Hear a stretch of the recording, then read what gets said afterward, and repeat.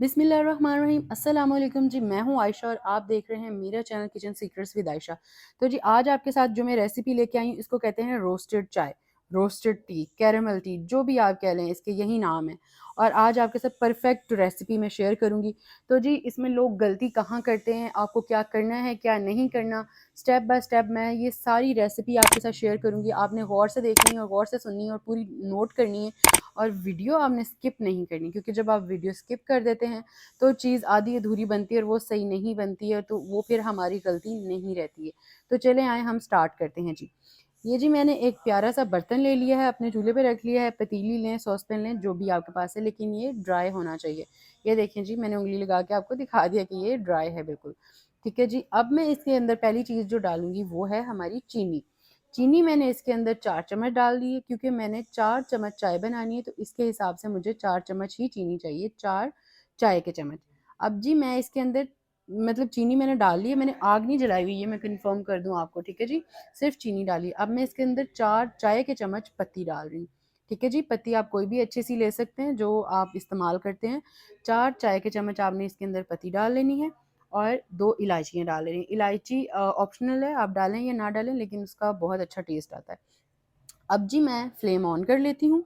Flame मैंने medium to low रखना है, उसको मैंने हाई बिल्कुल नहीं करना है, क्योंकि हाई फ्लेम पे इसका सारा ही सत्यानाश हो जाएगा, ये जल जाएगा इसका कैरामल, और फिर कोई भी आपको कैरामल टी नहीं मिलनी, फिर आपको जली हुई टी मिलनी है।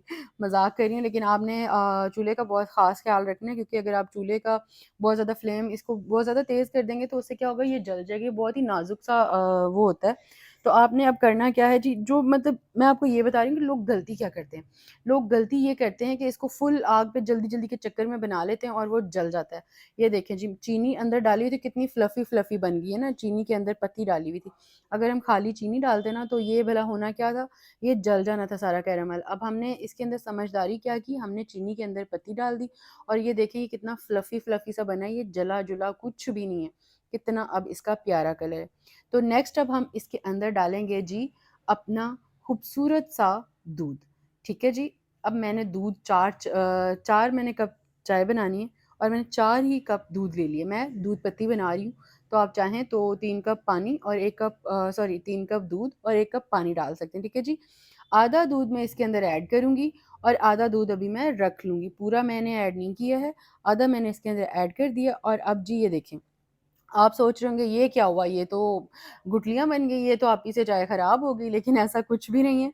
अब मैं आगे आपको बताती हूँ कि आपने करना क्या। आपने इसको लो फ्लेम पे, ये देखें उबाला आ गया, कितना खूबसूरत उबाला आया।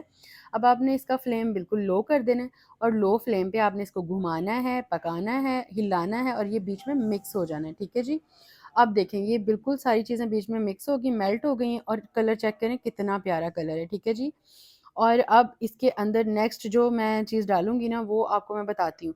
और मैं आपको बता दूँ कि इसके अंदर जो खुशबू आ रही है ना, वो आपने इससे पहले कि किसी चाय में नहीं आपने ये खुशबू देखी होगी। अब जी ये दूध डाल दिया, बचा हुआ दूध जो पड़ा हुआ था वो डाल दिया है और हम इसके अंदर जो बर्तन में दूध लगा हुआ रह जाता है, दूध का अंगाल जो होता है जिसे कहते हैं, थोड़ा-सा पानी डाल के दूध का अंगाल भी हम इसके अंदर डाल लेंगे। इससे अल्लाह ताला हमारे खानों में बरकत देता है, हमारे रिज़्क में बरकत देता है।